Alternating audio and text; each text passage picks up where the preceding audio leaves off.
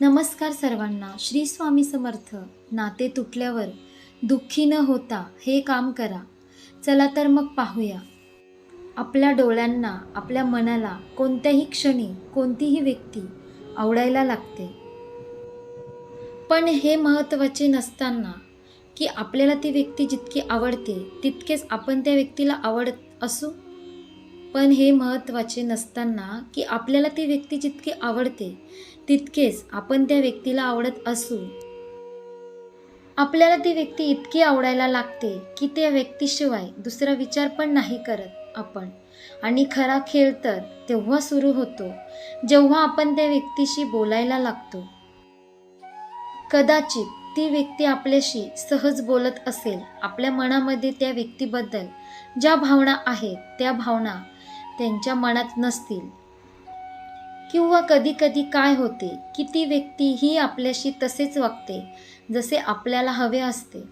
पण काही वेळानंतर, काही दिवसानंतर त्या व्यक्तीची गरज बदलायला लागते. त्या व्यक्तीला कोणीतरी दुसरंच आवडायला लागते. कदाचित ती दुसरी व्यक्ती त्या व्यक्तीला इतका महत्त्व देत पण नसेल, पण तरीही या व्यक्तीला त्याच व्यक्तीच्या मागे जायचं असते. आपण कितीही काही केले तरीही ती व्यक्ती त्याच व्यक्तीच्या मागे जाते आणि अशा वेळी स्वतःला सांभाळणे खूप कठीण होऊन जाते. लोकांचे बदलून जाणे आजकाल हे खूप सामान्य होऊन गेले आहे. कोणी आपल्यासोबत असते आणि अचानक त्यांच्या आयुष्यामध्ये कोणी दुसरे आले ना, ते लगेच आपल्याला टाळायला लागतात. भलेही तो व्यक्ती त्यांना इतका भाव देत नसेल जितका आपण देतो. तो व्यक्ती त्यांच्यात तितका इंटरेस्ट दाखवत नसेल जितका आपण दाखवतो, पण तरीही त्यांना त्याच व्यक्तीच्या मागे जायचे असते. पण खरे तर आपण आधीच कोणाशी तरी जुळलेले आहोत आणि अजून दुसऱ्यासोबत जुळण्याचा प्रयत्न करतो, हे कधीच शक्य नसते. आपण धड ना याचे होऊ शकतो ना त्याचे होऊ शकतो. आणि ते लोक जे आधी आपल्याला एवढा मोठा वेल देऊन नंतर आपल्याला टाळायला लागतात, पण नंतर आपल्यालाही त्याच्याशिवाय राहण्याची सवय होऊन जाते आणि पुन्हा येतात ते आणि पुन्हा सॉरी म्हणतात. त्यांना त्यांची चूक समजते. पण अशा वेळी ज्यांना माफ करणे तर ठीक आहे, पण पुन्हा त्यांना आपल्या आयुष्यामध्ये जागा देणे हे खूप चुकीचे आहे.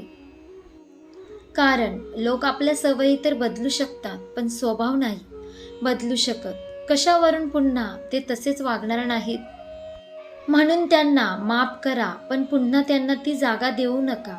जर तुम्हालाही असेच काहीतरी फेस करावे लागत असेल ना, तर आज आपण त्याच विषयी बोलणार आहोत. यामध्ये सगळ्यात पहिले तुम्हाला वाटत असेल ना, हा व्यक्ती आधी वेगळा होता पण आता तो तसे नाही वागत, आता तो तुम्हाला टाळतो. काही अडचण नसताना सुद्धा आपल्याला टाळतो, कारण कधी कधी खरंच काहीतरी अडचणी असतात त्यामुळे ते आपल्याला टाळत असतात. त्यामुळे ती व्यक्ती आपल्याकडे लक्ष देऊ शकत नाही.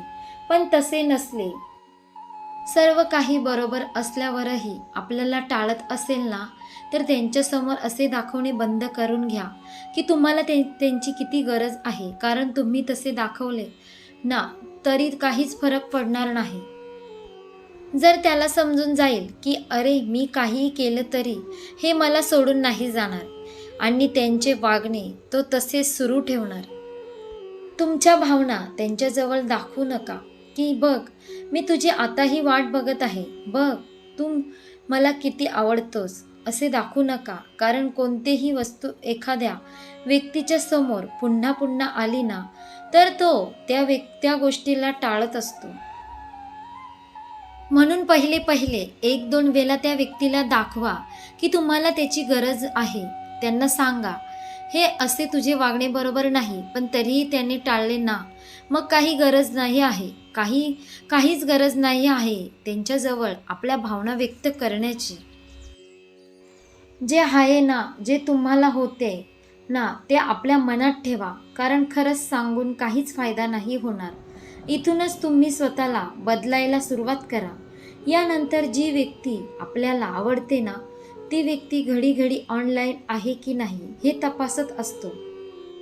पुन्हा पुन्हा पाहणे, त्याचे लास्ट सीनपासून बघणे, पण ही गोष्ट ना आपल्याला सगळ्यात जास्त कमजोर बनवून टाकते. आणि जर तो व्यक्ती ऑनलाईन असला पण तुम्हाला मेसेज करत नसला तरी ही गोष्ट आपल्याला खूप वाईट वाटते. या गोष्टीने आपल्याला खूप त्रास होतोय. पण जर तुम्ही ठरवले ना एकदाचे की नाही दाखवायचे याला माझ्या भावना, आणि मनातूनही असा प्रयत्न करा की त्याला विसरून जाण्याचा प्रयत्न करा. आपल्या जीवनावर लक्ष केंद्रित करा. पुन्हा पुन्हा त्या व्यक्तीचे मेसेजेस, ती चॅट वाचत बसू नका. तुमच्याकडे त्या व्यक्तीचे फोटो असतील तर तेही डिलीट करून टाका. तुम्ही स्वतः जोपर्यंत त्यापासून वेगळे होत नाही ना तोपर्यंत त्या आठवणी तुमच्यापासून वेगळ्या नाही होऊ शकत. आणि यानंतर समजा तुम्ही सगळे शिकून गेलात, तुम्ही शिकलात त्या व्यक्तीशिवाय राहणे, आणि अचानक त्याचा मेसेज आला, फोन आला, तुम्हाला ती व्यक्ती भेटली तर अतिशय सामान्य वागा त्यांच्यासोबत. समजा त्यांच्यासोबत बोलणे झाले तरी अति उत्साहित होऊन बोलू नका. त्याला असे समजायलाच नको की तुम्ही त्याला किती मिस केले आहे. स्वतःकडून जास्त काही बोलू नका. जे विचारेल तेच बोला, कारण त्याला वाटायला हवे की तुम्ही आपल्या दमावर आपले आयुष्य जगू शकता.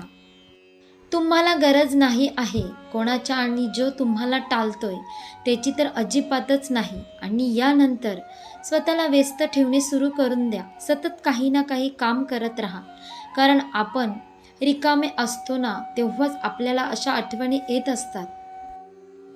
जर आपले मन एखाद्या कामात गुंतवले ना तर मग असे नाही होत.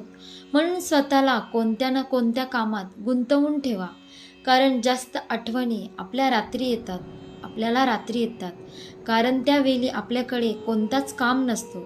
तर अशा वेळी एखादे पुस्तक वाचायला लागा, बरोबर झोप लागेल तुम्हाला. तुमचे लक्षही दुसरीकडे जाईल, तुम्हाला विचारही नाही येणार. फक्त काहीही करून तुम्हालाही टाळायला शिकायचे आहे त्यांच्या आठवणींना. तर या गोष्टी नक्की करा. आणि जर कोणी तुम्हाला टाळत असेल ना तर तुम्ही त्याला टाळायला सुरुवात करा, टाळायला शिका. कधीच कोणासाठी स्वतःचा आत्मसन्मान गमावू नका.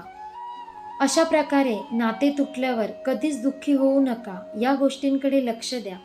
आशा करते तुम्हाला ही व्हिडिओ नक्की आवडली असेल तर लाईक करा, शेअर करा, आणि आपल्या योगेश्वर कृपा या चॅनलला सबस्क्राईब करा. भेटू एका पुढच्या नवीन व्हिडिओमध्ये. धन्यवाद. श्री स्वामी समर्थ.